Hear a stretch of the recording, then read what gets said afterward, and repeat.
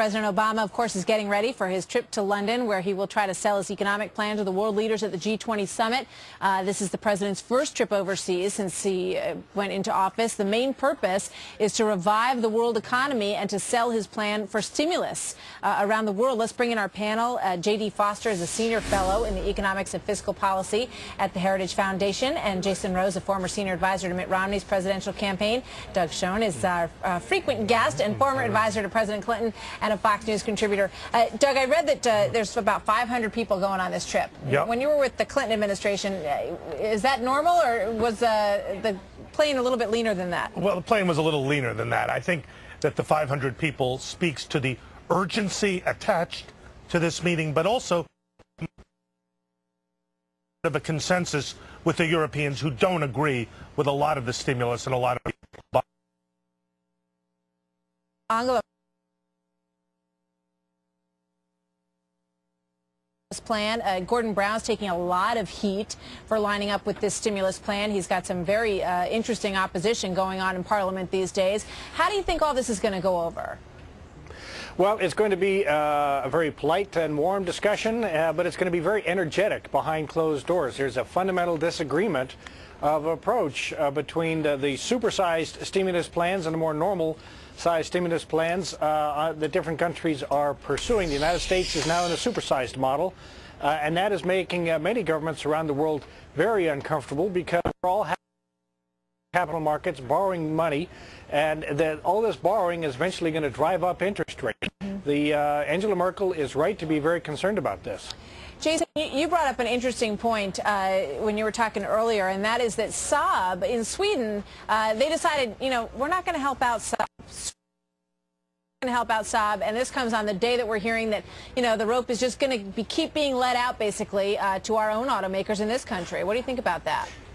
Well, you know, I think we're prolonging the inevitable, and we're spreading the pain out over many, many years instead of just taking the hit up front that we need to and let the market correct itself and continue to function. I mean, the fact that a socialist country like Sweden refuses to bail out their automaker Saab, yet we are climbing over ourselves to nationalize banks, to provide financial support to our auto industry.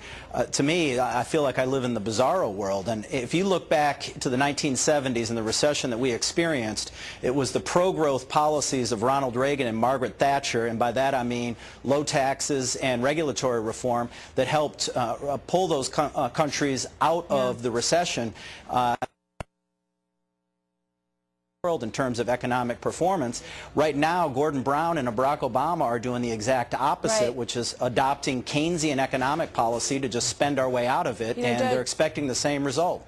Exactly. Yeah. Doug, I'm starting to feel sorry for Gordon Brown. You know, he comes over here, and the story is that the gifts that he was given were not really commensurate with his position as the leader of Great Britain. Now he's standing by Barack Obama's wish for this stimulus package, and he's getting beaten up for it politically at home. Well, he is. He's 10 points behind in the polls. He's getting attacked for being both a toady of the United States and not standing up for the British people, which is hurting him. At the same time, he wants to have a special relationship. He's been downgraded to a special partnership, and he isn't convinced, nor are the rest of the European leaders, that the stimulus will work. Yeah, and what about Gordon Brown and Barack Obama and that relationship, JG? What does that look like to you?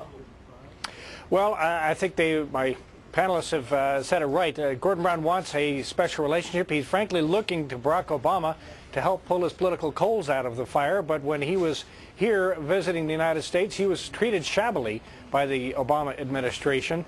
Right now, Gordon Brown is obviously in serious trouble. In fact, President Obama is very much consistent with the views and approaches taken in Europe. So he should be well received at the summit. In many respects, he's more European than the Europeans. He believes in big government, but they seem to be changing their tune. Healthcare. JD, they seem to be changing their tune a bit, you know, in terms of how much confidence they have in a lot of spending in order to stimulate the economy. So do you anticipate that President Obama will also start kind of curtailing his feelings toward large stimulus as a result of this trip? No, I think they'll just end up in a situation where they to agree to disagree, but communicate to nothing, and everyone goes about their own domestic policies as they best see fit. That's how these things usually play out. That's how it'll play out again. And meanwhile, everybody has spent a ton of money, and Right.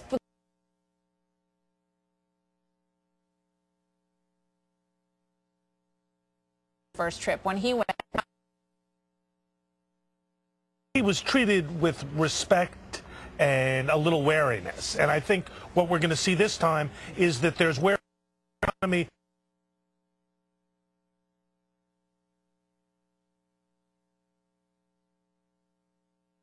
down, sure.